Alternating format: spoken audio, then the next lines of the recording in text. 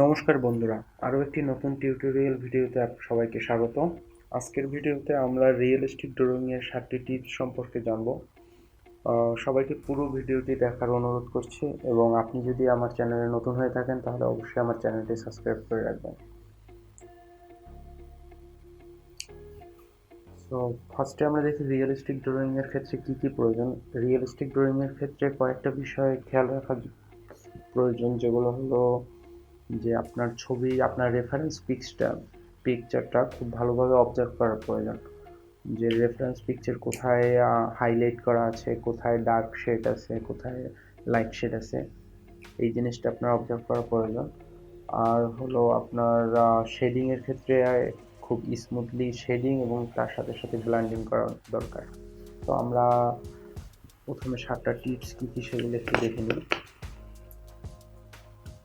প্রথমে হলো আমাদের পেন্সিল শার্প করার ক্ষেত্রে। তো আমরা সাধারণত নর্মালি এই টাইপের পেন্সিল ইউজ করে থাকি, এই টাইপের পেন্সিল। কিন্তু আমরা স্কেচিংয়ের জন্য যদি এই টাইপের পেন্সিল ইউজ করি, মানে শার্প করি পেন্সিলগুলো, তাহলে আমাদের মানে শেডিংয়ের ক্ষেত্রে খুব সুবিধা হয়। যেমন আমরা এই নর্মাল পেন্সিলটা দিয়ে আমরা এরকম শেডিং করতে পারি।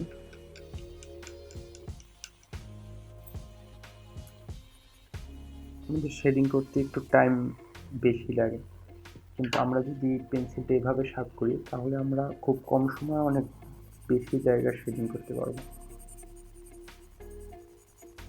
তো এভাবে আপনারা দেখতে পাচ্ছেন, তাহলে খুব দ্রুত আপনারা শেডিং করতে পারবেন। আর সেকেন্ড যেটা হলো লাইট টু ডার্ক শেডিং।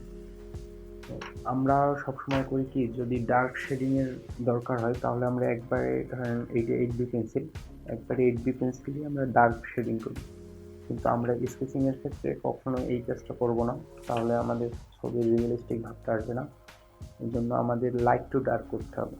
যদি আপনার ডার্ক করতে হয়, প্রথমে আপনি ধরেন 8B বা 2B পেন্সিল দিয়ে আপনি লাইট শেডিংটা করে নিলেন একদম লাইটভাবে।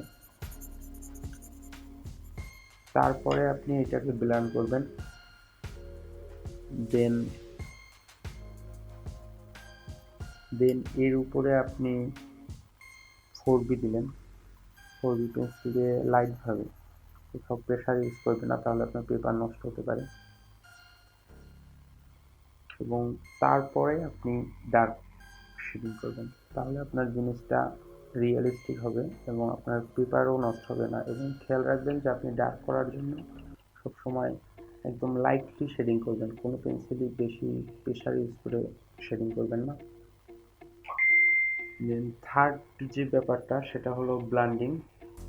তো ব্লেন্ডিংয়ের জন্য আপনারা দুইটা জিনিস ইউজ করতে পারেন, একটা হলো ব্রাশ অথবা blending paper stump.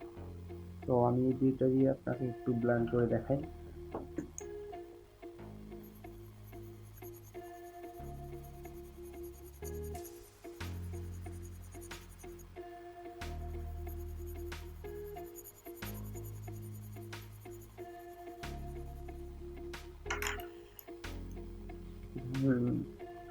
Paper stump দিয়ে ব্লেন্ড করি।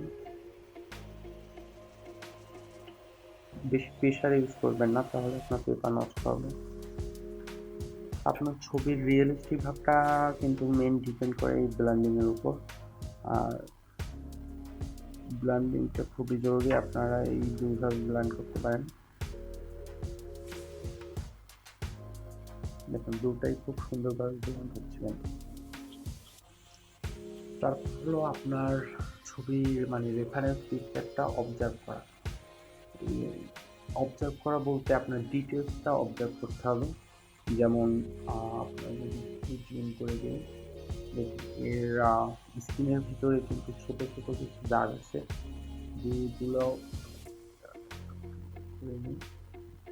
ছোট ছোট কিছু দাগ আছে, যেগুলো ধরেন আপনারা এখানে পেন্সিলের এরকম ফোঁটা ফোঁটা ফোঁটা ফোঁটা দেওয়া হয়েছে, এগুলো হলো স্ক্রিনের ভিতরে আমাদের যে দাগগুলো থাকে। তারপরে আপনারা এখানে চুলের ভিতরে অনেক হাইলাইট আছে, তো এইগুলো আপনার ভালোভাবে অবজার্ভ করতে হবে যে কোথায় কীরকম আছে। এই ভিতরে আপনাদের কিছু এখানে ফাইন লাইন করা আছে, এইগুলো আপনাদের অবজার্ভ করতে হবে। আর স্কিনের কোথায় ডার্ক শেড আছে, কোথায় লাইট শেড আছে, এইগুলো যদি আপনারা ভালোভাবে অবজার্ভ করেন তাহলে ছবিটা রিয়েলিস্টিক হবে। আর নেক্সট হলো যে হাইলাইটের জন্য আমরা সাধারণত টম্বু মনোজিরো ইরেজার অথবা নিডাবেল ইরেজার অথবা আমরা হোয়াইট জেল পেন ইউজ করি। আর দেখেন টম্বু মনোজিরো ইরেজারটা হাইলাইটের জন্য আপনারা খুব সহজেই ফাইন লাইন দ্বারা হাইলাইট করতে পারবেন। আর নিডাবেল ইরেজারটা খুবই একটা গুরুত্বপূর্ণই, আর এই জন্য আমি একটা নিডেবল ইরেজার এবং আপনার পেন্সিল কীভাবে শার্প করবেন এই জন্য আমি আলাদা দুটো ভিডিও তৈরি করছি। আপনারা যদি দেখতে চান তাহলে এখান থেকে দেখতে পারবেন, আমি ডিসক্রিপশনে লিঙ্ক দিয়ে দেবো অথবা এই কর্নারে ক্লিক করে আপনারা দেখতে পারবেন। আর হোয়াইট জেল পেনটা হলো যে আপনারা যদি চুলের ভিতরে কিছু ছোট ছোট চুল অথবা কিছু একদম চিকন ফাইন লাইনের মতো একদম যদি আপনাদের কোথাও হাইলাইট করা লাগে সেখানে আপনারা হোয়াইট জেল পেনটা ইউজ করতে পারেন। আর নেক্সট হলো যে আপনার ব্যাকগ্রাউন্ড।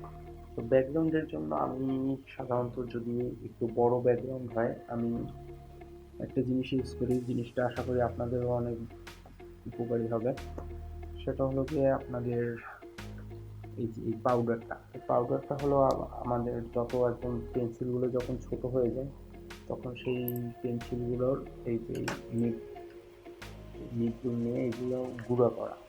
তো এই গুঁড়োটা আপনি যদি একটা ব্রাশে লাগিয়ে এভাবে শেড করেন তাহলে দেখবেন খুব কম সময়ে আপনার ব্যাকগ্রাউন্ডটা শেডিং হয়ে যাবে। কিন্তু এর একটা সমস্যা হলো যে এখানে অনেক ডাস্ট হয়, তো আপনি একটু কেয়ারফুলি করলে আর এটা হবে না। দেখেন খুব কম সময়ে কিন্তু আপনারা ব্যাকগ্রাউন্ডটা শেডিং করতে পারবেন, আর এটা আপনারা খুব সহজে হাইলাইটও করতে পারবেন, মানে মুছেও ফেলতে পারবেন। আর হচ্ছে খুব সহজে একদম, আর এটা আপনাদের পেপারের উপর কোনো প্রেশার পড়বে না, আপনারা এটা ইউজ করতে পারেন। আমি এটা ইউজ করি ব্যাকগ্রাউন্ডের জন্য। আর আপনারা এর জন্য টিস্যু পেপার ইউজ করতে পারেন। আর নেক্সট হলো গিয়ে আপনাদের পেপার টেপ ইউজ করা। আপনারা যখন এই যে ছবির এই যে সাইডটা অনেক সময় স্কেচের সময় এদিক ওদিক হয়, আপনারা ঠিক তৈরি করতে পারেন। আপনারা যদি এভাবে পেপার টেপটা এখানে ইউজ করেন এই সাইডে তাহলে আপনারা যখন পেপার টেপটা উঠিয়ে ফেলবেন তখন আপনাদের ছবিতে কোনো একদম খুব সুন্দরভাবে এই সাইডটা করা হয়ে যাবে, একদম ফ্ল্যাট করা হয়ে যাবে।